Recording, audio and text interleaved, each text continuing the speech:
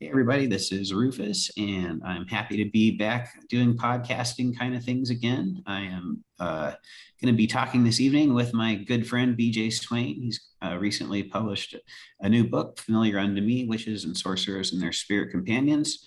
Also, the author of Illuminarium, right? That's the name of Yeah, it? Yeah, yeah, Illuminarium yeah. and Living Spirits. And Living Spirits, yes, Living Spirits was the one that actually came up on another podcast I was on recently. We were talking about how to conjure nature spirits, and they're like, "Oh yeah, well I've got BJ Swain's book," but I'm like, "Well, I use the ritual in it; it works great." So yeah. So anyway, without further ado, here's BJ. BJ, how you been? I've been good. How about you? I've been very good. We talked a little bit before the podcast started, so that was just for niceties for the audience's Yes. sake. But yeah, so you've been super busy. You've written your this is how many books now have you gotten published? So this is my third book, and then I have a handful of others that are partially finished. Oh, And so one of them actually was sort of done, but now I'm going back and rewriting some of it and adding to it, which was similar to what I did with this one.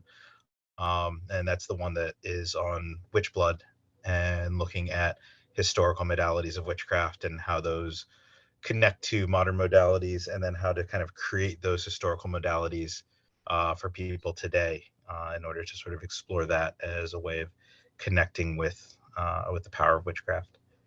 do you mean like setting up initiatory type situations where people tap into that kind of thing, or how would?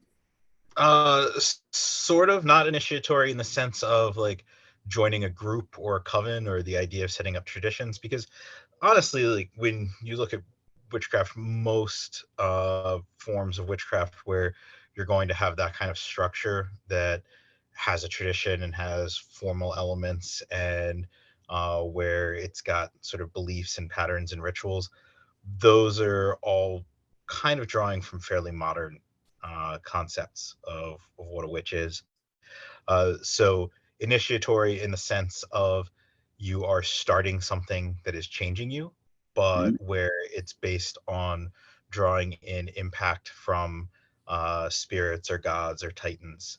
And so the example that the book kind of constellates around connects with working with Helios and Hecate, because in Greek tradition, most witches are descended from Helios, Oh, and so the power that makes them witches comes from that connection to Helios. But Hecate is kind of the source of kind of the knowledge and direction that witches use to tap into that power.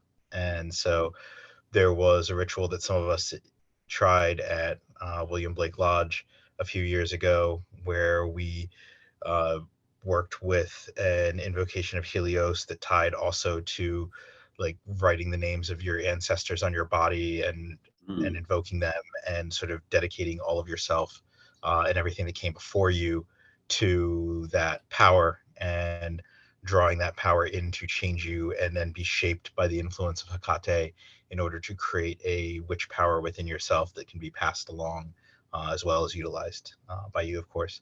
Mhm. And so the text kind of started with that ritual and sort of expanding on the ideas in it and explaining it, and how to build up a context in your life with working with nature and the land around you and the spirits of the land, as well as your ancestors, and connecting with Helios and Hecate, so that you can kind of build up the connections needed in order to create that witch state and that othering in yourself. Because just doing that ritual is not going to do it by itself, obviously. Mhm. Um, but then also it explored a lot of folklore and mythology surrounding the concept of the witch in different cultures. And there's also a collection of spells that are drawn from 19th century folklore collections. So everything in it is sort of pre neo paganism. And but the spells are kind of reworked so that someone with modern sensibilities would be able to actually utilize them, as opposed to like looking at this and be like, oh, this is like this strange folklore thing. What do I do with that? So Mm-hmm. they're kind of built up into things that are a little more comprehensible.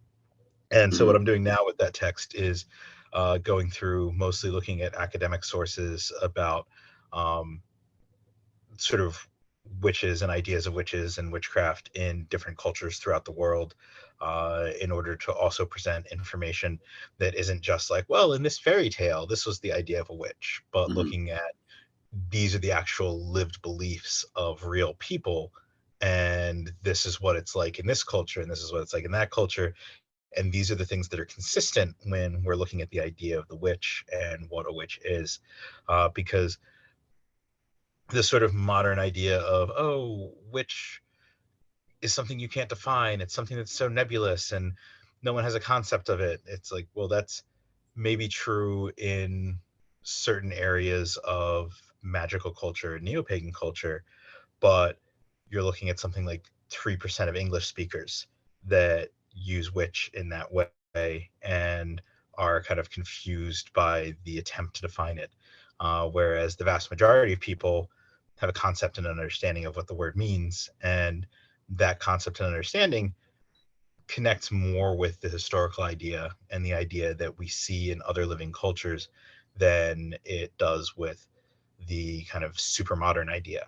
And I think one thing that people miss in trying to dismiss the historical ideas and fixating on kind of the nebulous or amorphous uh, modern concept is that by doing so and saying that, well, these ideas of a witch that existed in history, they're not real, or this was just stuff that Christians came up with to attack people, and this was just witch trial stuff.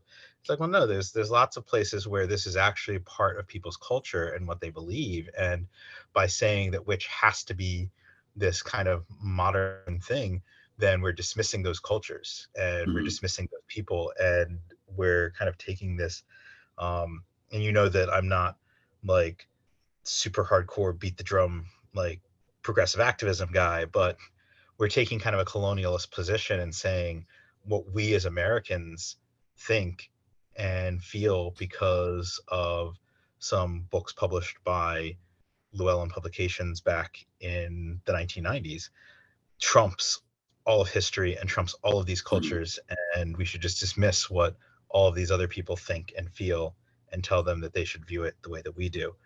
And I think people have never framed it that way. People have never looked at it that way, or that that's kind of what the behavior is when we start dismissing some of these other cultural ideas that exist in the world today still.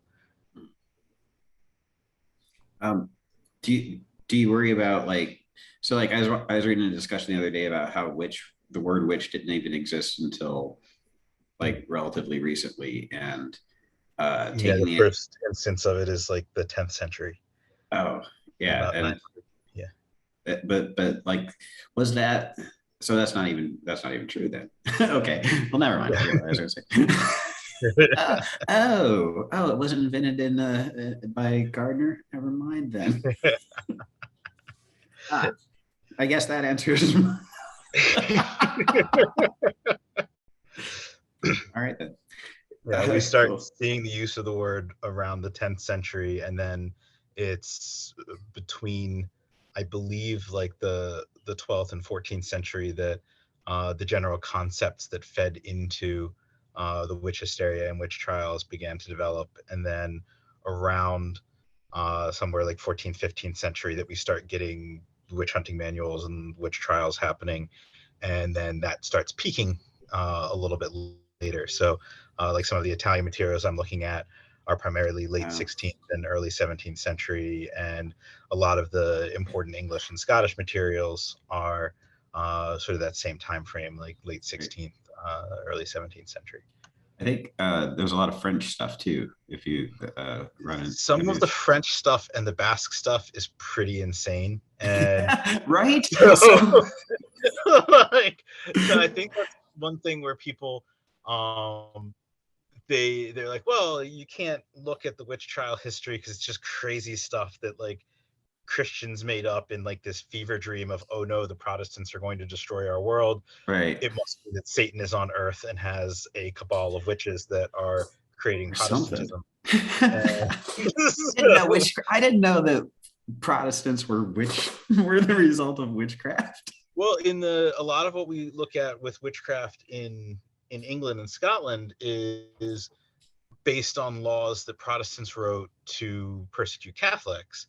But a lot of the growth in witch hysteria in the continent, and also the proliferation of exorcism manuals, not like Keys of Solomon or things like magical exorcism, but apotropaic exorcisms.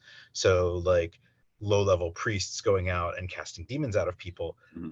Those began to increase their prominence as a result of the Protestant Reformation, because regardless of who was in power, that power kept sort of shifting back and forth. And so there was a lot of belief in kind of clandestine elements from whoever was not in power trying to take down whoever was in power, and that these things were being fueled by Satan, because whoever was in power was the true church and what was supposed to be happening, and it was clearly Satan trying to take them down. So obviously you need more exorcists because there's more satanic action on earth, and Well, Satan's obviously. got to have foot soldiers, so there must be witches.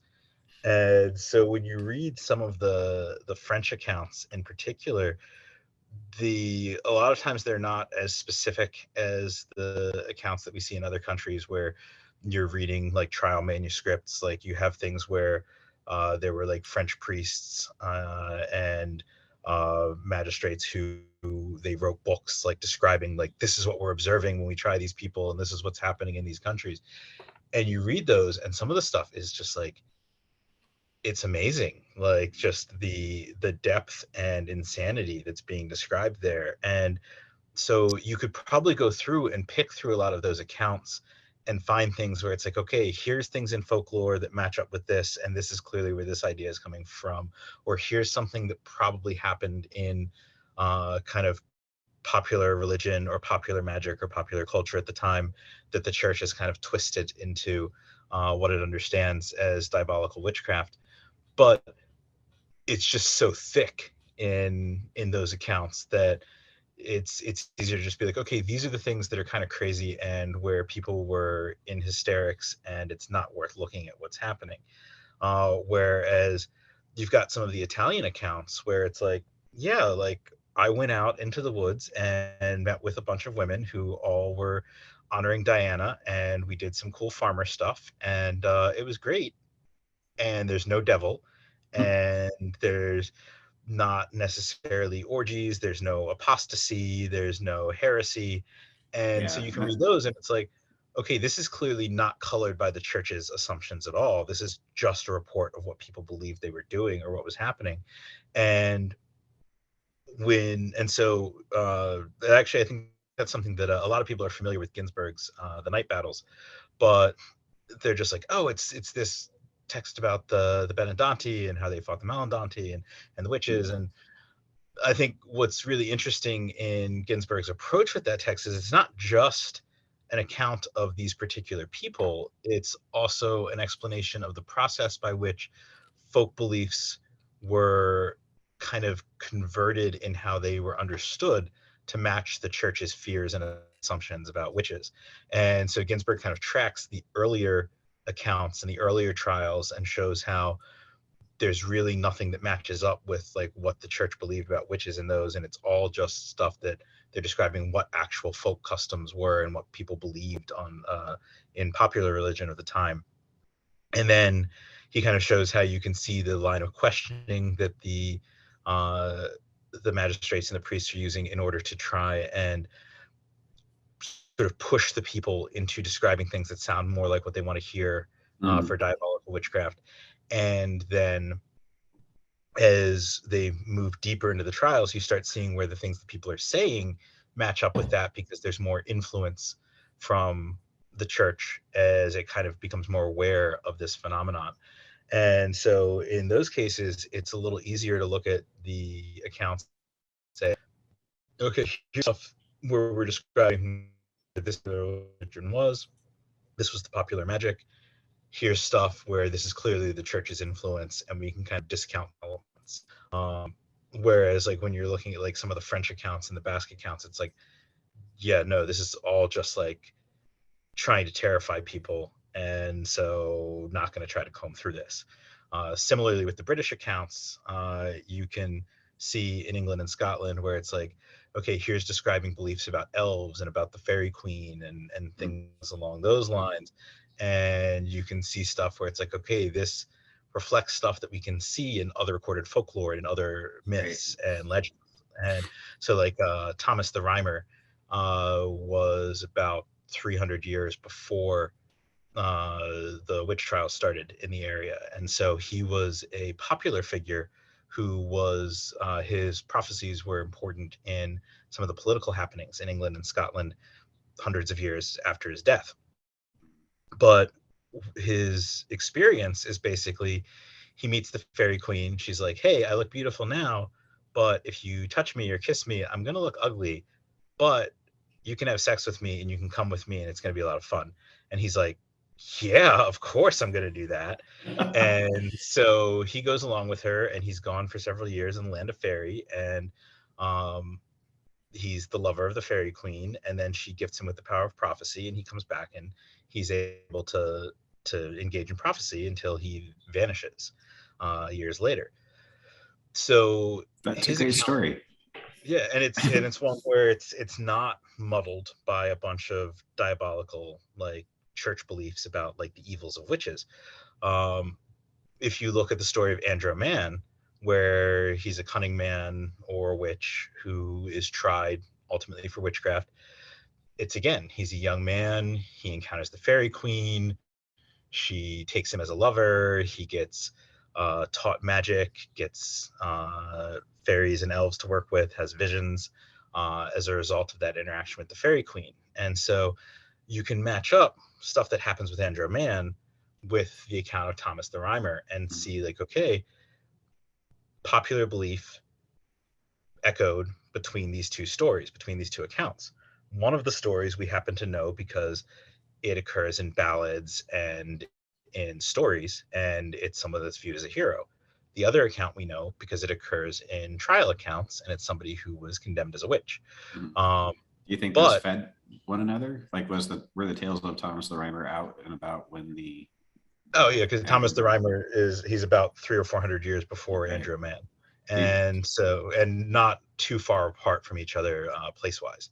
do you think Um, Andrea Mann would have been familiar with Thomas the Rhymer's stories, or probably, would it be like probably. cultural? Yeah, and Yeah. but I think that those motifs were things that would have been generally familiar to Mhm. people throughout Scotland and England at the time, and so that's why we see those motifs in the witch trials. But then you can look at stuff where the magistrates are asking questions and they're trying to be like, well, you mean the devil, not not this angel. Clearly, it's not an angel; it's the devil. Clearly, it's not a fairy; it's the devil.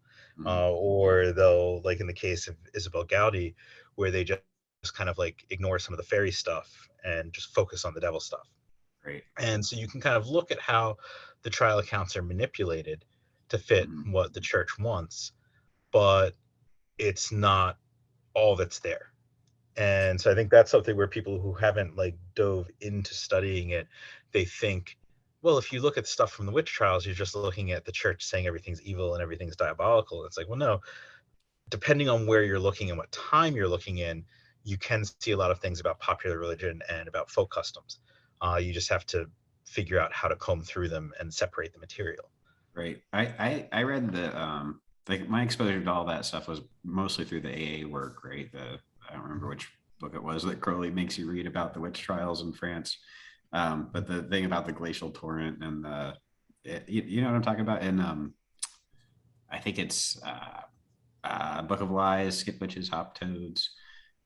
Some say Maybe that it's been a the long time. Perdurabo is the old goat. Others say he's something of a I mean, he Sanhedrin. definitely echoes that element in some of his poetry. Like, Yeah, yeah, but that was like the only experience I had with it. But that was like the it was really cool to read all the trial materials from that time period, and some of it was crazy. But like you said, there's a ton more information in there than just what gets incorporated into the modern storyline. So So, do you touch on that in Familiar Unto Me then, the fairy experiences, or is that something that's going to show up in your witchcraft book? Actually, I do talk about it a fair amount in Familiar Unto Me, and in some ways, I think these two books will be kind of related because both of them are sort of taking a perspective of, all right, here's some terms that get tossed around a lot, and whatever anyone's practice is most likely legitimate and meaningful for them, and no one needs to really change what they're doing as far as their practice goes. But if we can start clarifying what things mean and where ideas come from, and look at how these ideas have developed over time and what shaped them, then we Right. can start getting deeper into the nature of these ideas and look at the nuance a little more. And there's power in that. There's Absolutely. things where we can connect with things that are authentic and real. We can look at techniques that we may have missed before. And so both books are kind of focusing on that idea, but one focus is focusing on the familiar, one's focusing on the witch. And so in Familiar Unto Me, and this was actually the material that kind of got a lot of the material that got added when I revisited the manuscript after like the first version of the manuscript.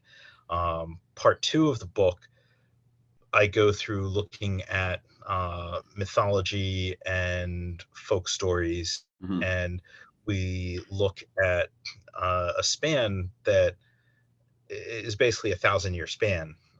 They're looking primarily at Ireland and England, uh, but also pulling a little bit of Nordic material from Iceland, and So kind of looking.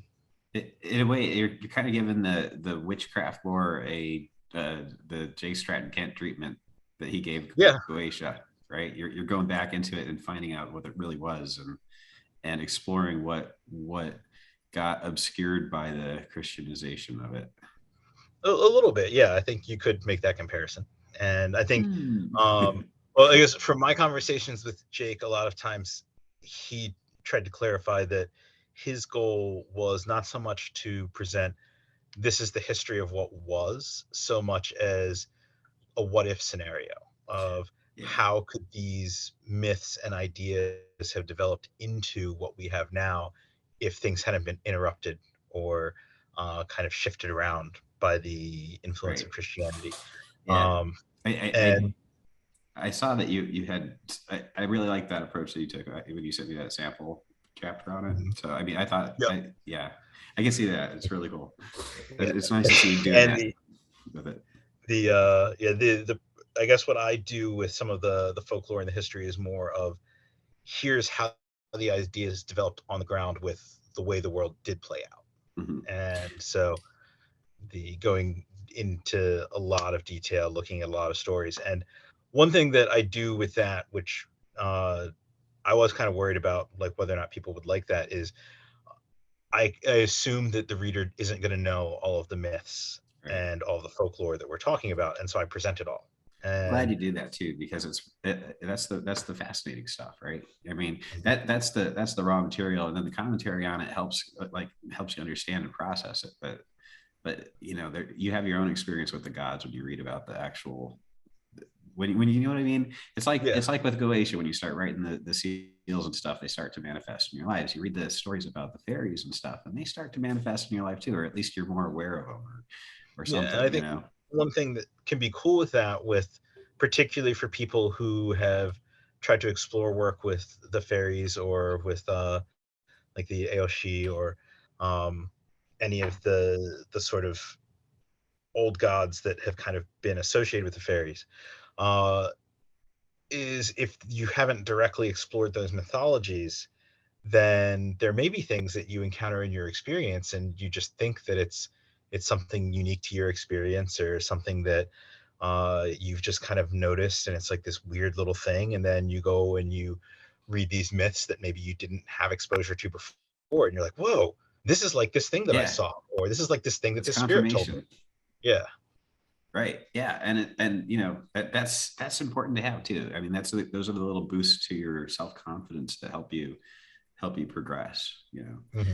I'm curious, are you going to start uh a body, an organization, not like a order or something like that, but are you going to like set up a way for something for people to tap into that? Like earlier when you're talking about witch blood, you talked about the ritual where you write your ancestors' names on your body and stuff. Um, it sounded like something like a self-initiation ritual into witchcraft. Are you gonna like are you gonna start some? Are you gonna put together a body of work around that kind of, like, you know what I mean? Like how it was sort of codified in the 90s around the self-initiation. Like I think Silver Raven Wolf, there was that conversation we had about her the other day, or the ongoing commentary on her that's going on over there. It's like, wow, people still have a lot of opinions about her. But like she did the self-initiation book that made it real popular. I think Raven Grimassi had one. I'm not sure, I don't really remember, but Chick Cicero's self-initiation into the Golden Dawn, you know, that all started a thing. And if you start a thing that like lets people who have witch blood activate that power inside of them, I think it would be cool to have some more support material around that too, you know. And that's kind of what the new book will be, is um the not so much like, hey, let's start a group or a tradition that does this, Oh, okay. but because it's definitely it's a thing that's kind of like just individual. It's like it's a state of being. It's who you are, and Mm-hmm. as opposed to like a series of practices. So I think, and that's one of the things that I get into in the book, is that witchcraft is a power. Uh, Craft can mean skill. Craft can also mean power. And that's a thing that etymologically we've kind of lost in our English use of the word.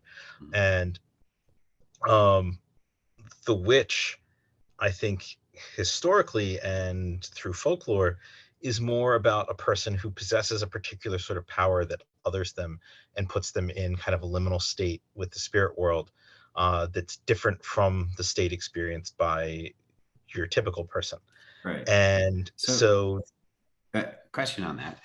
If mhm, I the witch powers, so that's, you know, that's a thing that people have issues with, like talking mhm, about the power that comes with magic. It's like people are allergic to having power, and you know, in a lot of ways. yeah. So how do you? What is witch power? What does it mean? Like someone who's born a witch and has witch power. How do they? What are the things that jump out in your life um, are key indicators?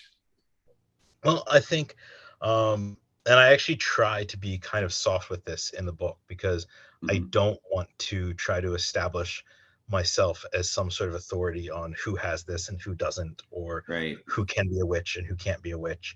And even the book itself doesn't take the perspective of, yeah, if you weren't born with this, you're shit out of luck and it's just not going to happen for you. The book takes the perspective of, here's how to build it if you don't have it already. If you do have Oh, it, here's how to make it stronger in right. yourself.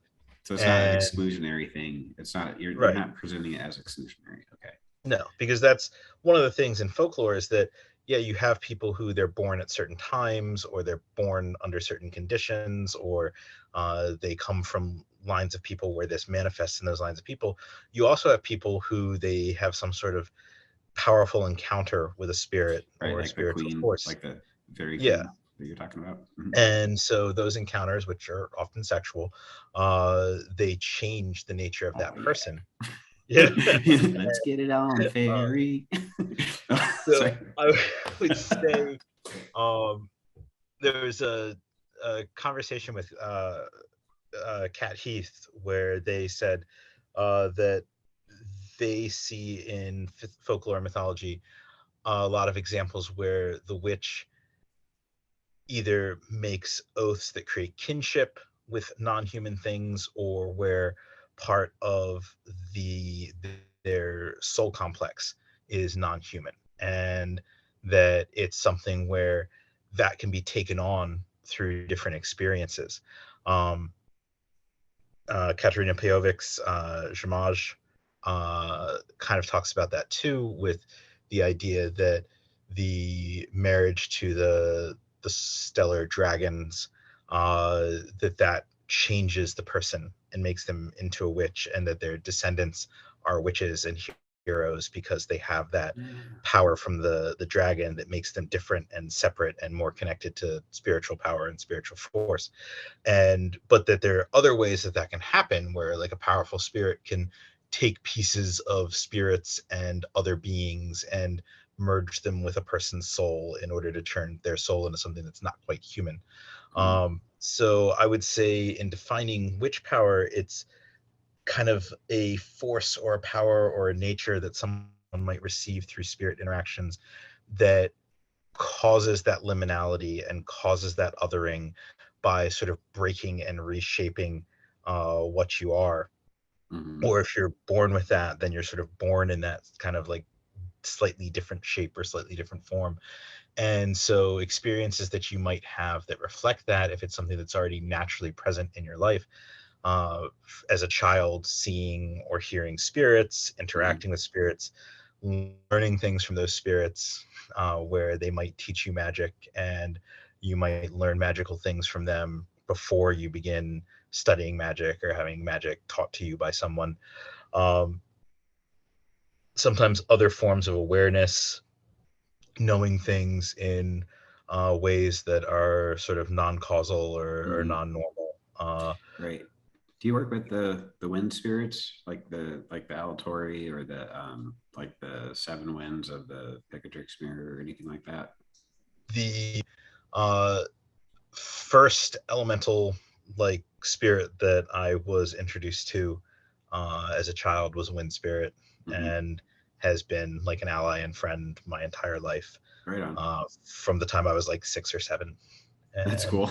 Well, then yes. yeah, When I work with the Alatori, I get this sense of knowing. Like if I ask them a question, I just know the answer. Like, and it's not like I knew the answer before I asked them. It's just like you said, that sense of knowing, that sense of understanding things. I just wonder if your experience with wind spirits is like that too. oh, If that's like the kind of thing you're talking about. I think not necessarily from work with wind spirits in general, although I've found that certain types of spirits, that's kind of how they communicate. That instead of pictures or words or feelings, that there's an overall just kind of a direct communication of knowledge that Yeah. is comprised of all of those different ways of communication, but not distinct from one another. It's like it just sort of instantly is like all of it compressed into a thing. And a memory. It's like the Yeah. transference of a memory whole as if it had already happened to you. Yeah. Yeah. I have that. I've run into that quite a bit. So yeah, cool. I think I know what you're talking about when you say that knowing. Then that sense of knowing. But that's like a But symptom then of that growing up, I used othering, to just call that the knowing, the and knowing. that was how you communicated with certain spirits, was through that, because it was different from speaking or hearing or feeling, Mhm. than like or any other sort of direct sensation. And it's weird, and you can't explain it. Like Mm-hmm. I think people who say that they're really good at cold reading, I think that yeah, cold reading is a thing, but also you might also be in touch with some spirits there, bro. It's like I don't want to pop your little atheistic bubble, but you Yeah. might be a witch. uh, but yeah, so do we want to talk about nymph marriage then, or is it a good time to segue into that? Yeah, we can talk about that. I mean, I guess sort of talking about historical modalities of witchcraft does Well, connect to the idea of marrying spirits and having sex with spirits. Well, what you said about the dragon spirits, like, I have a strong connection to the dragon current myself. So, but that thing about you said about how they like take you apart and add stuff to you and put you back together as more than you were. Like I saw analogies between that and like the great work and sort of like how like I could see how the 16th century approach to alchemy was sort of not quite good enough to make a witch out of you, but it tried real hard. It's like I mean, but like that experience with something like a dragon spirit or the queen of the fairies or something like that, the primal spirits of the land, and having that break you down and rebuild you in that kind of thing is very it makes sense to me. Like it makes sense that that's part of our initiatory transformation stuff that we do, and then passing that on to your offspring. How many? Yeah, I totally believe that too because my kids are psychic, and, But yeah. So what happens with the marriage part of that? Like you said, the sexual congress bestows these powers. Like, can you go more into that? Like what the lore is around that? And So that was something that was kind of interesting with putting this book together, is that this is, I think, the only one of my books where I get really explicit in talking about any sort of sex magic. And so I think it's something like I haven't really blogged a lot about either. Like I wrote a blog piece on fairies where I kind of compared fairy interactions with experience of opioids and experience of orgasm. And strangely, with that being the topic, it's one of my most popular blog posts. But shocking. yes, but it's something where the it's actually kind of stuck with me from being a teenager watching Disney's Gargoyles. There's like an episode where uh, Puck is training the villain's son in magic, and the villain's son's like a baby, but he's the grandchild of Oberon, and so he can learn magic even though he's a baby. And so they're working on transferring a spirit from one body to another. And part of the incantation they use is for the spirit to be willing, the flesh must first be weak. And it was like an idea where I was just like, oh, that just sounds kind of cool. It's like a neat little line. And I always liked that episode. And then this one day I was doing some work where I hadn't done a lot of kind of like otherworld journeying work for years. Like it was something that I was very involved with as a teenager and young adult, and has just become something that is not particularly where my interests lie or what I enjoy doing at this point. And but I had something where like I felt the need to go talk with a particular group of spirits in a more face-to-face fashion on their turf. And so I was like, okay, that's probably the best mode for doing this. I haven't done it for a while. I want to make sure that the journey part is successful and goes well. And so I reached out to a fairy that I knew and asked that fairy to kind of give me a piggyback ride. And so I'm laying there trying to go into kind of the trance state, and it's like the fairy reaches out and touches my face, and I'm like, no, what are you doing? This is not what I want right now. And he's like, just stop. This is how this works. Like, you have to have this. And I was like, you're making me all dizzy. Like, why is this happening? He's like, you have to be in that state for this to work. I can't carry you there if you are like fully aware and conscious. I have to put you into this state. And it was like being on like some sort of opium based drug, or like that blissed out state after like a really intense orgasm. And which of course those are chemically basically the same thing. And so it was really interesting to me, and something that I had never thought about from like magical encounters that involved sexual encounters with spirits, that there was that element to it. Because, and I kind of talk about this in, I think it was either in Familiar Unto Me or in a blog post about Familiar Unto Me, but that a lot of that kind of work, well, I've done a lot more things than I had realized until I sat and thought about it, that involved sexual interactions with spiritual beings. But whereas some people get into that because there's just like they really like that work, or it's like a way that they use as their primary means of interacting with spirits, or it's something that is something they get a great deal of sexual pleasure from, and so they pursue it as an active thing. Anytime that I've engaged in it, it's been like, well, this is the way to accomplish this thing, or this is the way to do this particular work.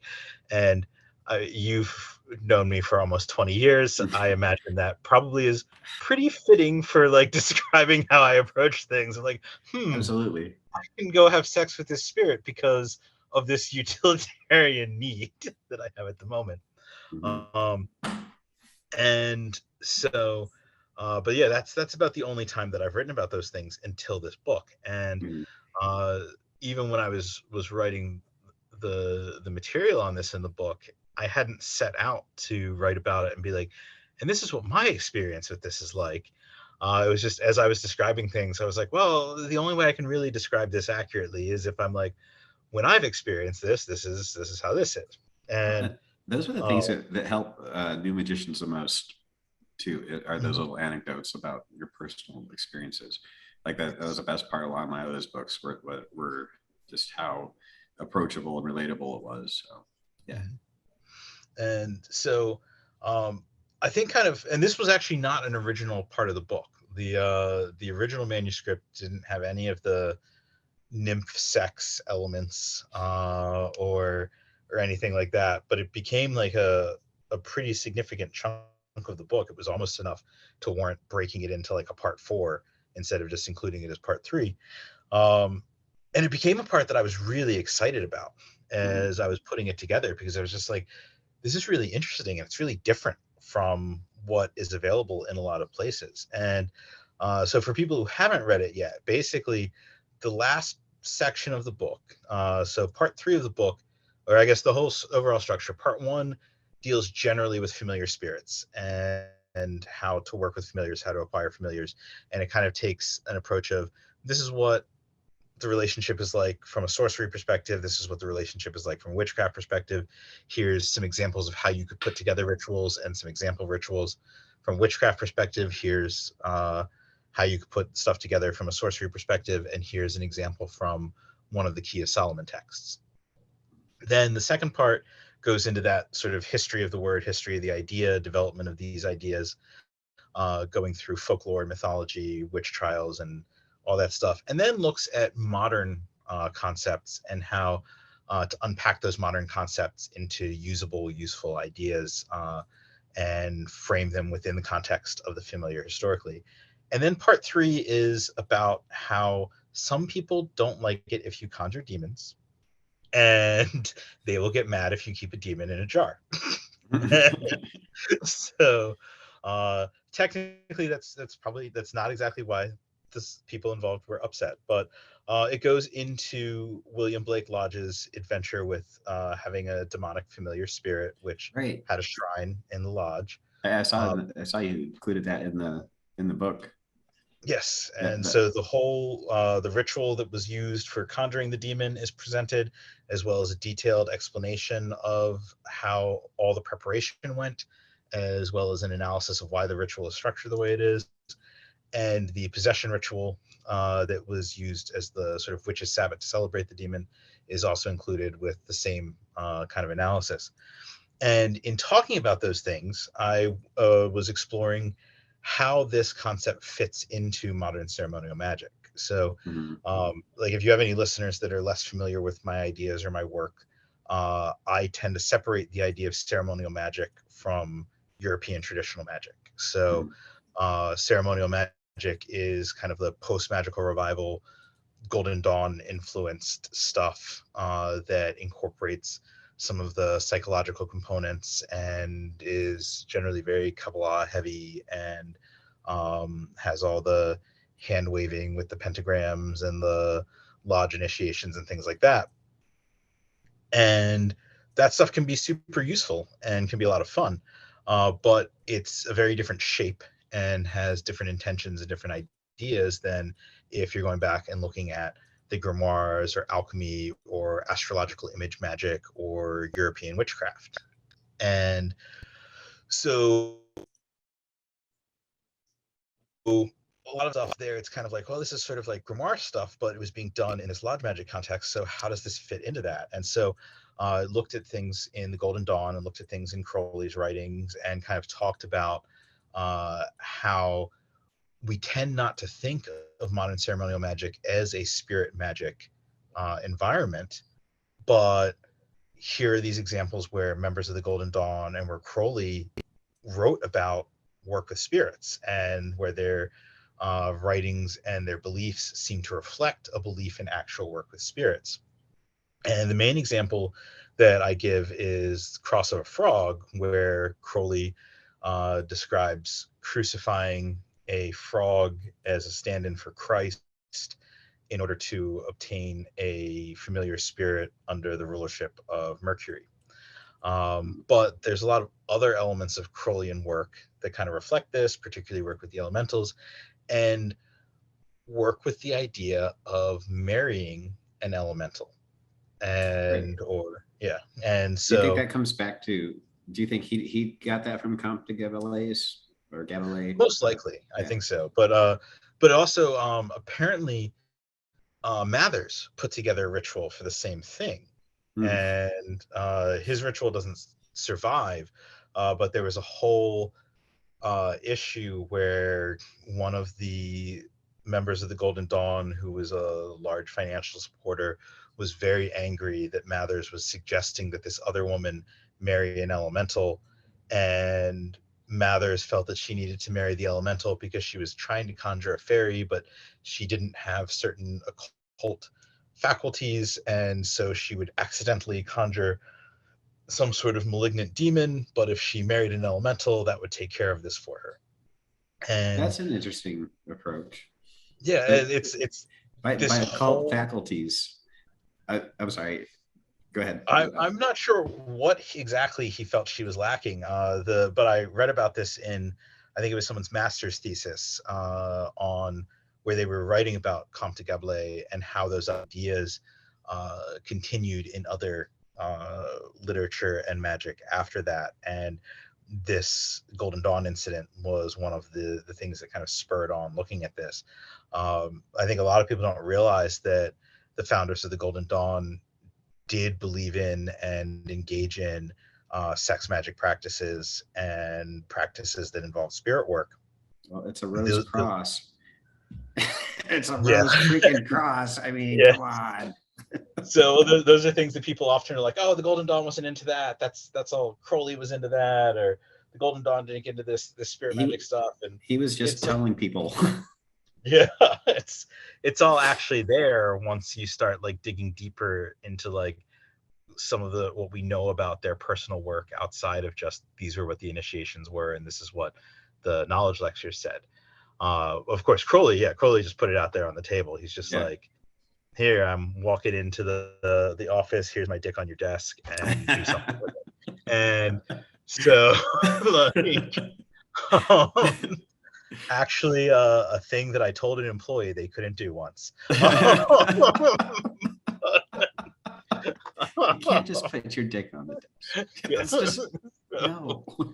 Like, but so Crowley, he writes about the idea of marrying an elemental in order to have a familiar spirit, which that's just like old school magic right there. And Right. it's the sort It's of just thing that like, people are like, this isn't part of Aleister Crowley's magic. This isn't part of the OTO or the AA or the Golden Dawn. It's like, no, it's like a central element. This is like super important in Crowley's thinking. Why are we ignoring this? And right.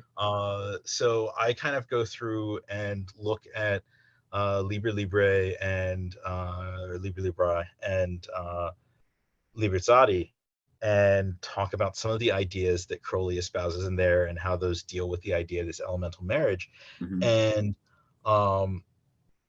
one of the things that I talk about with that is like in Liberzadi, where it talks about marrying the higher and marrying the lower. Abba Boulogne had a belief that you could wed or have sexual congress with an angel, which we don't tend to hear about that with Boulogne because we don't tend to hear about anything with Boulogne or a lot of the continental occultists in most modern occultism. But people who've been around the OTO are familiar with that as far as Idocratic goes, because Veer was a big Idocratic person and wrote a book on Credit. But Boulogne's idea. Everybody wants to like what Veer writes. Yeah.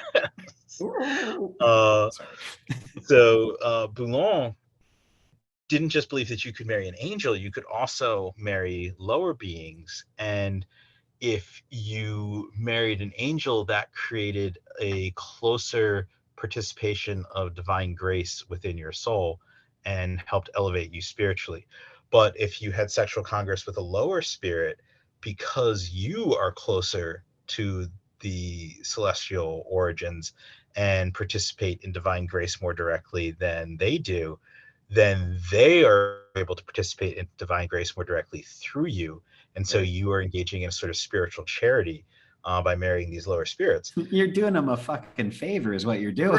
Right. And anyone familiar with Comte de Gablet knows that that's basically the idea there, is that the elemental spirits are incomplete. And so they need to mate with a human spirit in order to share the soul that the human has, in order to gain the immortality that the soul provides. Mm-hmm. And so Crowley talks about this in the sense that the elemental spirits are always eager for salvation. And so it's easy to call upon them because they want this interaction, because they want to be saved through this process. And so how do you interpret that as like a real, like in real life? Like in my experience, none of these elemental spirits want to be saved. Like so it's not about salvation, the way I I look I at heard it about it. in a way that actually, I think you were probably the first person to sort of point me in this direction years ago. But basically, what Divine Pymander says is that man was made to look like the creator, Mm-hmm. and so nature saw man and fell in love because nature is like, Right. whoa, that guy's hot. He looks like God.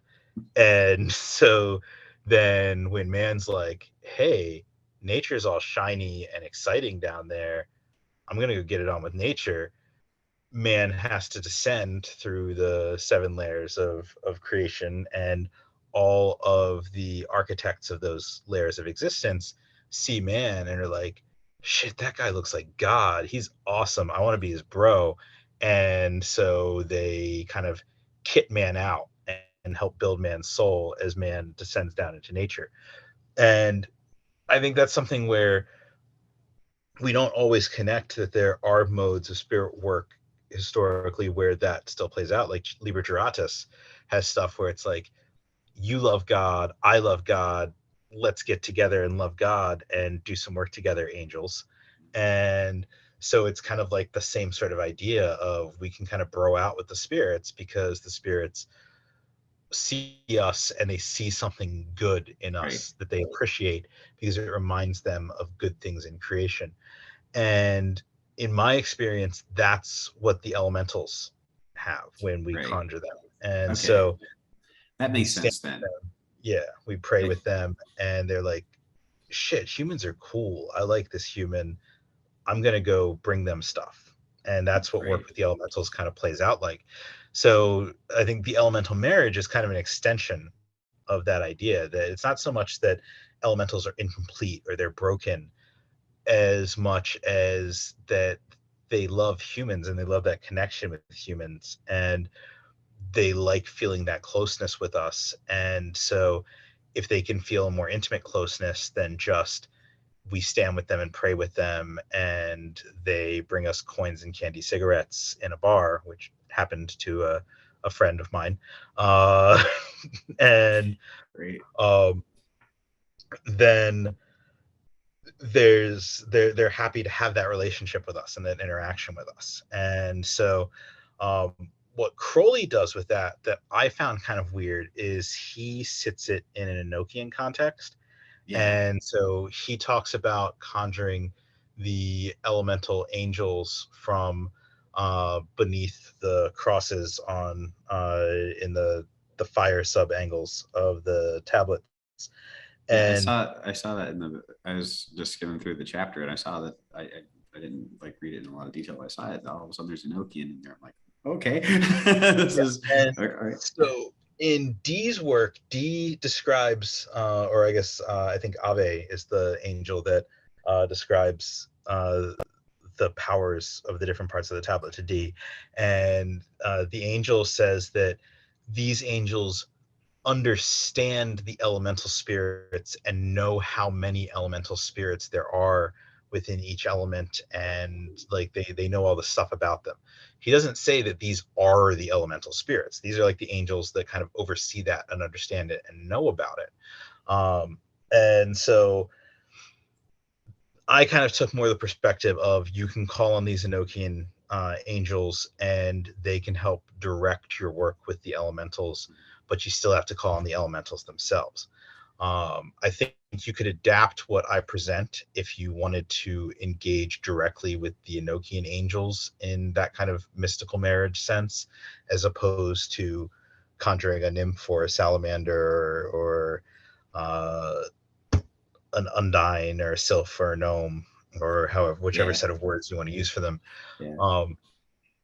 So I would love to see more people marry Enochian angels, because what could possibly go wrong? Yeah.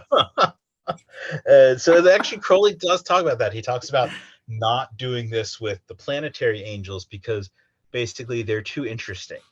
And like they're too powerful and too cool, and so if you did it with a planetary angel, it would distract you from giving all of your love and attention to Nuit. And come on. Yeah. That's bullshit. That goes against everything you said about Nuit. Yeah. It's always unto Nuit. God damn it. Yeah.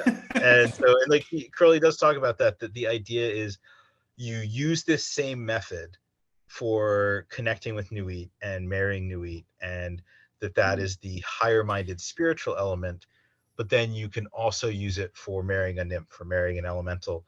But he talks about not picking an elemental that is too beautiful, or one where it is so virtuous that you will be distracted by your love for it and forget that all of your devotion belongs to Nuit. And so like I kind of talk about that a little bit. I'm like, well, if you're not a Thelmite, this might not be important for you, but you could sort of take Abba Boulon's idea of having the higher spirits and the lower spirits as things that you're sort of a spiritual bridge for, and that's something that could be worth exploring depending on what you want. But if you just want to be able to have a really close relationship with a gnome and have that gnome help you out and do things for you, then you can get it on with a gnome and do a gnome. Let's get it on, gnome. And the gnome will help you out, and you'll give the gnome some loving, and it'll all be good. Right. And so I can't imagine gnome sex. Yeah. Sorry, Rule 34. Yeah. So if there's so I elemental, present a there's method that uses Liber Chanok as the basis, and kind of deals with sort of like Crowley and Enochian magic as the basis. And then I present a second method that uses Dee's prayers for working with those angels as the basis, and still kind of takes a modern ceremonial magic structure, but uses some of the original Dee material a little more closely to how Dee described using it. I was going to put together a set that was just a straight up like, here's kind of a base not connected to any tradition, stripped down ceremonial magic working for this. But I was like, that's going to be too many rituals for this one purpose. Mm-hmm. So I might end up finishing putting those together and put them on my blog at some point for people as kind of like a bonus thing. But I think you could also break away from the Enochian at all with this and just use Levi's prayers and kind of just roll with that in a ritual that follows whatever sort of ceremonial structure you're used to and you like using. I think the benefit of the Enochian is when you do like the prayer of the gnomes or the prayer of the sylphs or whatever, you aren't calling on one spirit, you're calling on the host of those spirits to come and pray with you, and then you ask them for whatever help you need or ask them to guide you on whatever vision you're trying to have of their worlds. But you're dealing with a collective as opposed to an individual spirit. But if you're trying to marry a spirit, then you need to deal with an individual one. And so you could call upon that collective and ask them to provide you with one spirit that wants to work with you. But anybody want to get married? Yeah. I think it may be easier to sort of go through the elemental angels described in the Enochian system and be like, hey, I'm gonna call on the sylphs now. I need you to select a sylph and give me a name for that sylph so I can call that sylph forward and marry that sylph. Right. And the Enochian angels can probably just be like, that is gross. What is wrong with you humans? But fine, here's a name. Go marry a sylph. Enochian, see, my experience with the Enochians are they are there to please. They will do whatever you want. They'll appear however, whatever way you want. You need them to appear. They work with you and like mold to whatever your expectations are. They're very accommodating. So of course, I'm not surprised they would totally give you a self. Here you go. Go for it. Have a great time. Anyway, I don't know what their point is, but I have theories. I have a lot of theories, but yeah. But uh, uh, when you marry an elemental, is it different than so? Like you said, you can get on with a gnome and they'll do you favors, right? So I have like my HGA slash supernatural assistant relationship is very much like a familiar relationship because like I put my HGA to work. I'm not just like, teach me and protect me. I'm like, prepare now the path between me and Zadkiel and make sure that all offerings are prepared and that the temple is adorned accordingly within the astral to accommodate his needs and make sure he's empowered with everything. And like, that's what the HGA is there for, so therefore he has to. But like if I was married to the spirit, and I guess our relationship is a lot like a marriage, but if I was actually married to the gnome, would it be different than like that kind of a familiar spirit? Because like you talk about different kinds of familiar ways to make familiars and obtain familiars and stuff in your book, but is the marriage relationship completely different, or is it still sort of like I call upon you to do these things, talk to you later, bye after some sex? Or I think that's the way that it plays out for some people, because in a lot of historical accounts of familiars, the person has sexual congress with their familiar spirit. And so that's actually, I think, the final chapter of the book kind of talks about that, the idea of giving sex or giving blood for a familiar, and how those things can be ways that you pay the spirit. They can also be ways that you communicate desires to the spirit. So like if we think about sex magic in the way that it plays out in a thelemic context, you have obviously there's the whole element of uh, you have kind of the Venus and Mars, and so you've got sort of your iron, your copper, your giver, your Nitzah, and though the symbols for those are both a circle with a cross on it, and you put those crosses together when they get kind of jiggy with it, and then they kind of dissolve together into like this circle with this extra point that kind of has to dissolve somewhere into the middle, and then you've got the sun, and you basically have Newton's process for creating the philosopher's stone from iron and copper, or the process of balancing a sphere before Tiferet and a sphere after Tiferet, in order to obtain that balance and beauty and the communication of things from the higher and the lower into those phases. And that's kind of the mysticism element of sex magic as it appears in ceremonial magic. But then there's also the more practical alchemy element of uh, injecting that serpent force into the material that is able to shape and birth forth something. And so like you a cake have of light? Oh. yeah. Sorry. For So example. you have the originator of the force defining what it is, and building the idea of what it is, and putting all of that energy and force into a single directed point that's able to fire it forth into creation.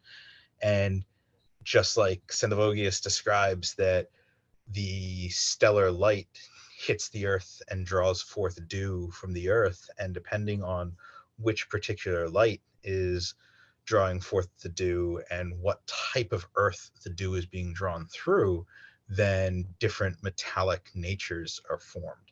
And so you have both the nature of the originating light or force and the nature of the fertile ground or the cup or the egg or the womb that it is being grown in, or the petri dish, or I guess as certain politicians might say, a peach tree dish.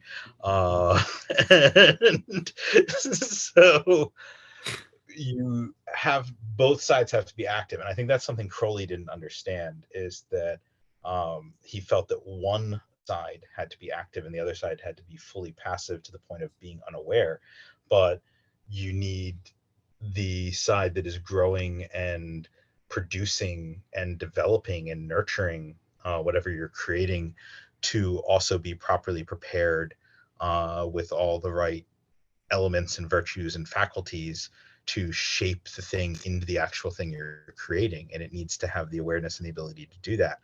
And that's basically how that modality of sex magic works. And there's some people who they kind of like don't like that approach because they're like, oh well, it's based on the idea of heterosexual sex between someone who has one set of genitalia and someone who has another set of genitalia. But that's a garbage reading of it. You could have two dudes or two women or two non-binary people, and they can engage in that type of magic in a purely ritual or a purely spiritual way, or in a completely physical sexual way, and anatomy has nothing to do with it, and either person could do either role. And just like with work with a spirit, you can engage in that kind of magical interaction with a spirit, and it doesn't matter what you've got between your legs. You can be the one that is building the energy and projecting it, and the spirit can receive that communication, and it can be like, okay, I understand what you're looking for. I know how to build this, and I can take what you've given me and I can build this, and I can do the work that needs to be done for this. Or it could be something where the spirit's like, hey, I've got this in droves. I can put this together and project this into you through this interaction, and you can let it blossom in yourself and in your life by carrying this nature out once I show you how to shape it. And That's so, awesome. I would love to see more people do that. You know, like yeah. let themselves become the primum or the talisman for the spirits to work through that Mhm. way. Yeah.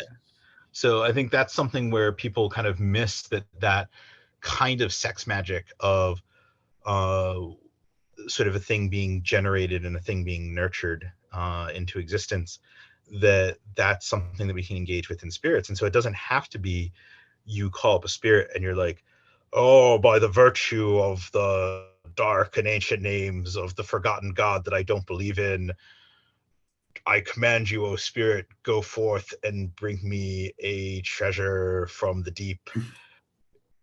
It Great. could be a lot more familiar. It can be something where you know the spirit in a very close way, if that's the way you're called to work with spirits. And it doesn't have to be. It could be that like you have a spirit that becomes your familiar, you get to know, and you live and interact together, and you just tell the spirit, hey, I need these things, and can you go do this for me, and here's your offerings that you get as part of our relationship. Or it could be like, hey baby, it's time to do some work. Let's meet up in the temple after I shower, and go from there. Well, I mean, yeah. So, um, I'm gonna have to start wrapping some things up. If you had something that you I wanted to talk more about breaking the breaking apart of a person's self and the reintegration of that with more. At some point, I want to explore that idea with you more. Maybe we can do another podcast sometime because I really Yeah, that'd be enjoy fun. talking to you. But I've got to wrap some things up. But is there anything you want to leave people with? Like what primary thing would you like to end on this? Because I Well, mean, I we talked guess, about so much cool stuff. It's like yeah. I guess if people who are listening are interested in the idea of building relationships with spirits, which I imagine most of your listeners are pretty down with that modality of working. One or Those two. relationships can be the kind of devotional relationships that we build with gods or with saints, or the more personal devotional relationships we might build with ancestors. They can be the kind of professional working relationships that we have, where we call an angel routinely or we call a demon routinely, and we get to know them, and we have their speed dial or their Mm, personal number to call them and work with them, and we know what offerings they like, and they're used to working with us. But it can also be a relationship where you have a committed connection, where you have someone that is an assistant or a friend or a partner that is a spirit, that either you have met that spirit and engaged in a pact for this relationship, or you have talked to that spirit's superior and that spirit's superior has arranged a pact that provides this relationship for you, where that spirit lives and works in the same space as you and interacts with you on a regular basis and gets to know you and gets to know your needs. And there can be varying levels of connection or intimacy or ways in which that relationship grows and develops between a person and a spirit. And if you're interested in that, that is what my new book focuses on, is the sort of history of that idea and how to build it and have it in your life and how to maintain it and work with it. that's really cool. And yeah, thank you so much for talking about all that stuff. I hope that everybody does go out and buy your book right away, right away. I enjoyed every part of it that I read so far. It's fascinating stuff. And I do love the idea of marrying a nymph, because of course I just got married and I like to say that my wife is a nymph, but really she's just a cool witch. So she's not really a nymph, but I mean, she just looks like it. Anyway, yeah, thanks a lot for doing this with me. I want to start doing more of this stuff in the future, get back into it, but I really needed to get my head back. But it's nice of you to help me out like this. I appreciate it. Oh, it's always fun to talk to you, and it helps me out, and it's good to get to see you and hear your voice. So, Yeah. Oh, it's right on. All right. Thanks a lot, BJ. all right, thanks, man.